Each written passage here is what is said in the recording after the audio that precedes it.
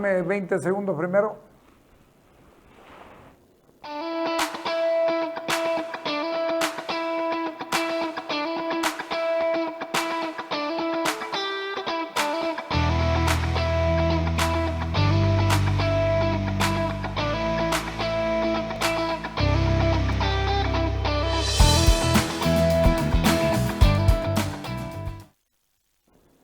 Se nos ocurrió, ya que estamos hablando de Cabildo, buscar los antecedentes y la historia del Cabildo en Santa Cruz.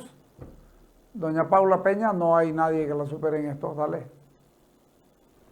El cabildo es un sinónimo de municipio en términos del poder local. Durante los siglos coloniales, los 250 años de la corona española, la ciudad de Santa Cruz de la Sierra elegía cada 1 de enero a los miembros del cabildo o municipio. Eran llamados regidores, habían 2 alcaldes y otros tantos regidores.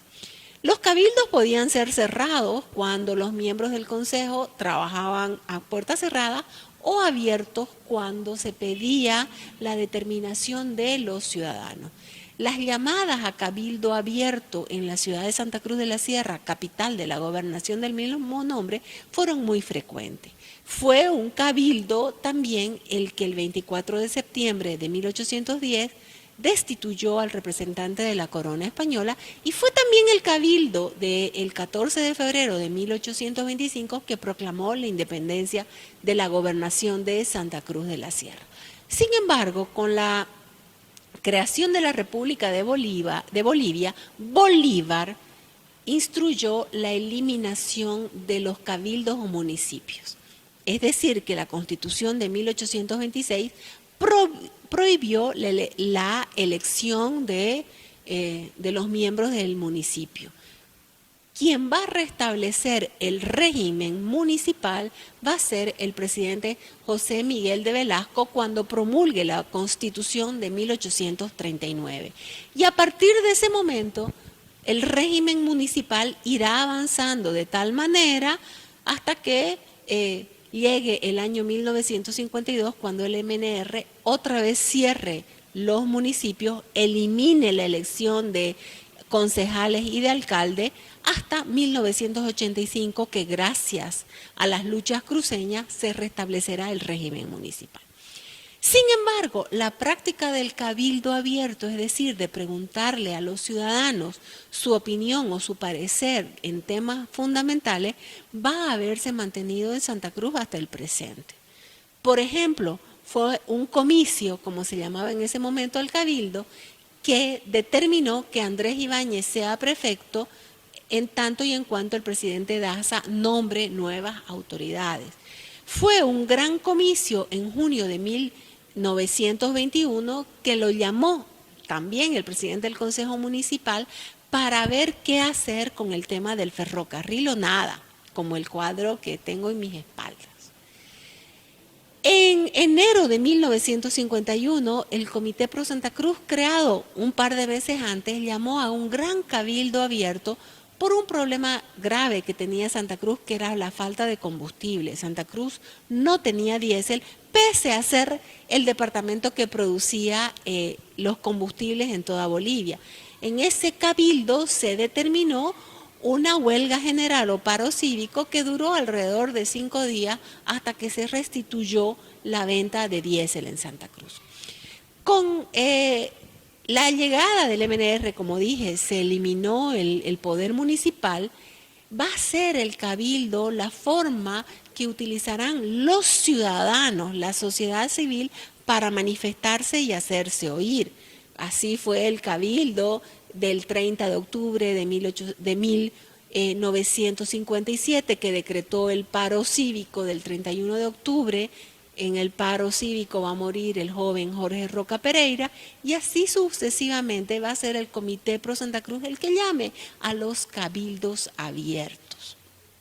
En el siglo XXI tuvimos una tradición importantísima de cabildos abiertos, como el cabildo del año 2004, ¿no?, en el que se establecen las 11 tareas, que son la recolección de firmas para que se pida un referéndum por las autonomías departamentales. O sea, el Cabildo instituyó o deliberó que había que recolectar firmas de la sociedad civil para que esas firmas exijan al Ejecutivo y al Legislativo la llamada a un referéndum por las autonomías departamentales. Y fue el Cabildo del 2004, del 2005, del 2006, del 2008 que podemos hablar sobre esa tradición cruceña. Debido justamente a estos cabildos es que la Constitución promulgada en el año 2009 establece en su artículo 11, parágrafo segundo, el cabildo como formas en las que el pueblo delibera. Hablan de la democracia directa cuando elegimos, ¿no? De la democracia comunitaria y de otras formas democráticas, dice la asamblea, los referéndums, la consulta previa y los cabildos como formas de democracia deliberativa. Por lo tanto, hay una tradición histórica del pueblo cruceño de participar en cabildo que tomen determinaciones para su futuro. Esa es la historia de los cabildos, que a lo largo de estos más de 460 años de existencia, los cruceños y cruceñas hemos tenido como una forma de deliberación y de hacer escuchar nuestros derechos o lo que nosotros consideramos que son nuestros derechos. El cabildo es la deliberación de la sociedad civil. ¿Qué pasa si en este cabildo un político hace uso de la palabra, tomando en cuenta que es la legitimidad de un pueblo? Bueno, me remito al artículo 11. El artículo 11 de la Constitución habla que la democracia, es decir, nosotros los ciudadanos deliberamos a través del cabildo. Elegimos a nuestros representantes a través de las elecciones, ¿no? La democracia comunitaria. Entonces, el cabildo es un espacio de la sociedad civil, de los ciudadanos que vamos a deliberar sobre temas determinados o variados, ¿no? Por lo que yo he leído, el gobernador ha dicho que él estará como un ciudadano más, como el ciudadano gobernador, y que él no estará ni siquiera en la testera, ¿no? Lo que me parece muy correcto, muy correcta la determinación, porque el cabildo es la voz del pueblo. Está absolutamente claro, y para que la gente vea, no es capricho que se hacen cabildos, que se hacen, que se toman determinaciones, etcétera, etcétera. Yo la escuchaba hoy día a la señora presidenta del Tribunal Departamental Electoral decir, pero no es vinculante para quienes asisten y asumen una posición. El por qué lo hace, a mí se me antoja que es una necesidad de quedar bien con el poder. Pero sabrán ellos lo que hacen. Vamos a escuchar a don José Luis Santisteban con relación a ese tema. El cabildo es deliberativo de la sociedad, no es vinculante porque sus resultados no son parte de una votación en las urnas. Es vinculante, sin embargo, a la voluntad de quien fue. Él lo asume. Dale. Esta Constitución Política del Estado establece la democracia directa. Y en la democracia directa no es solamente que se vota y se elige, sino hay instrumentos de participación más allá de los plazos y los periodos constitucionales que tienen las autoridades. El primer elemento es que lo que es vinculante son los referéndums porque se vota, es decir, hay voto popular. Y ahí también participa el Estado a través del Tribunal Supremo Electoral. Lo que es deliberativo es lo que se consulta, es decir, donde no hay voto pero hay una expresión. Eso es de solicitudes, de exigencias, de participación en las políticas de Estado, en las políticas públicas. Por un lado el control social y por otro lado las asambleas y los cabildos. Son instancias deliberantes. Pero ¿cómo se establece? Primero es que lo que se somete a consideración en un cabildo como instrumento de participación de la democracia participativa y directa son políticas de Estado y temas de interés colectivo. ¿Qué es lo que sucede cuando una instancia de la democracia representativa y corporativa, como el Comité Interinstitucional, como el Comité Pro Santa Cruz, la Gobernación, etcétera, etcétera, establecen, ¿no es cierto?, como mecanismos de presión, mecanismos de solicitudes, de exigencia, como este caso del censo. Esa es la democracia participativa y representativa corporativa que tiene la exigencia solicitada a las autoridades, y ese proceso se agota porque las autoridades no lo atienden. Se migra de la democracia corporativa e institucional, como este caso, el Comité Interinstitucional, se migra a la democracia participativa y directa, es decir, ciudadana. ¿Qué quiere decir aquello? Quiere decir que ya estas peticiones y exigencias ya no son de las instituciones, es del pueblo, es del ciudadano común. Se convoca un cabildo. Por eso es que esto es plenamente válido, que estas peticiones migren al pueblo y al ciudadano para que se le dé legitimidad. Por eso es que el Estado, a través del tribunal, en este caso como el cabildo es departamental, el Estado participa y reconoce ese procedimiento a través del acompañamiento. Los resultados de ese cabildo tienen que ser atendidos y respondidos por las autoridades.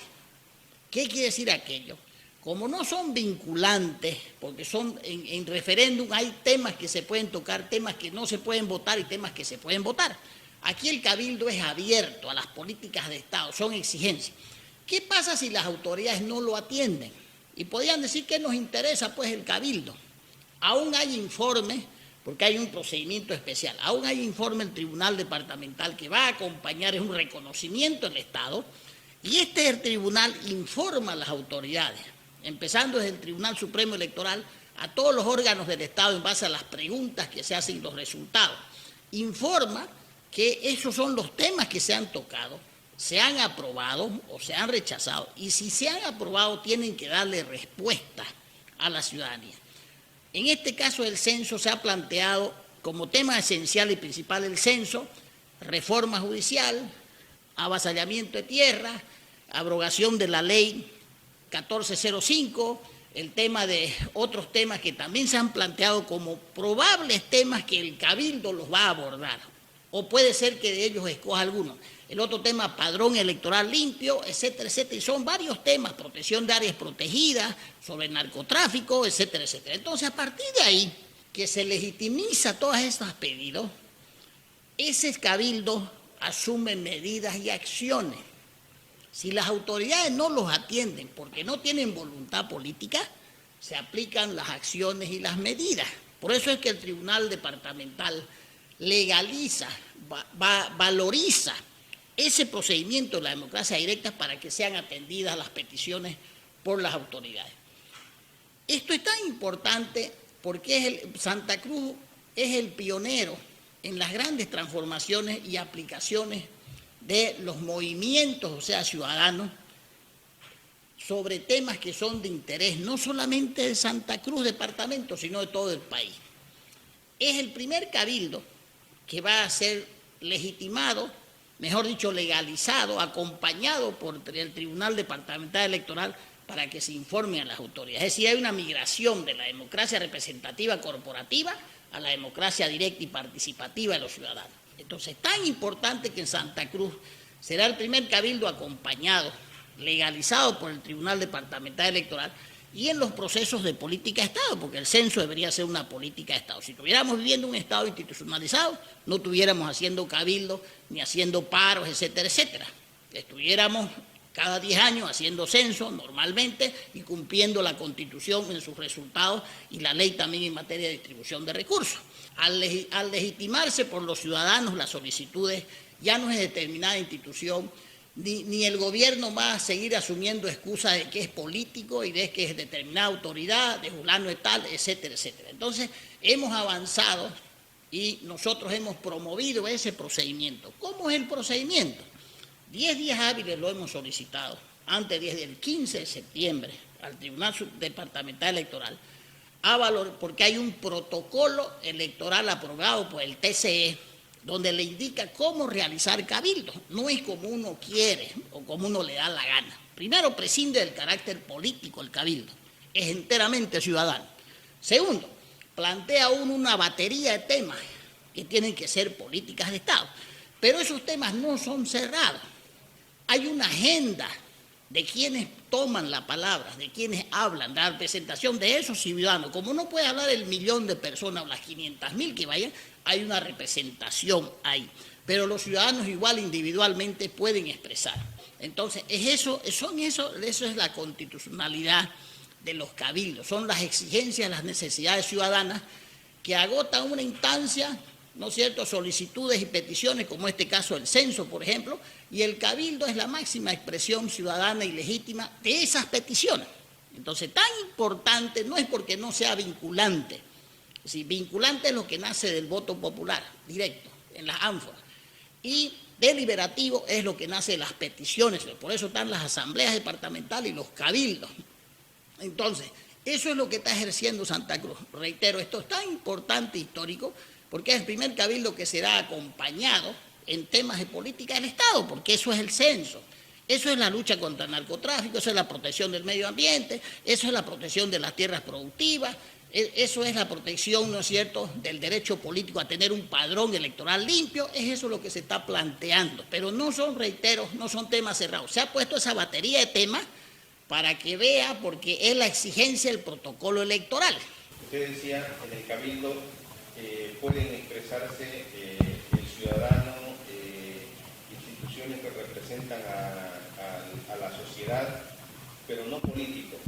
En este caso, digamos, ¿le quitaría legitimidad si el gobernador hace uso de la palabra, tomando en cuenta que es político, digamos, un político electo, o cómo lo podemos tomar eso? ¿Por qué la clase política puede participar como ciudadanía, pero no como promotor y no como peticionante directo? Porque esa clase política puede ser la que esté interpelada por ese cabildo en un tema que cumplir. Por eso es que se excluye. Por eso es que los promotores son ciudadanos, dice la ley de régimen electoral, que son ciudadanos individuales o representaciones de la sociedad civil organizada, dice. En determinado momento también se realizará algún día un cabildo e interpelará a la alcaldía e interpelará a la gobernación. Por lo tanto, no pueden los servidores públicos que nacen del voto popular o son parte de agrupaciones o partidos políticos ser miembros ni ser promotores de los cabildos. Consecuentemente hace lo que yo les decía, es simbólica la vinculatoriedad, te vincula a vos con la petición, pero no tiene carácter legal.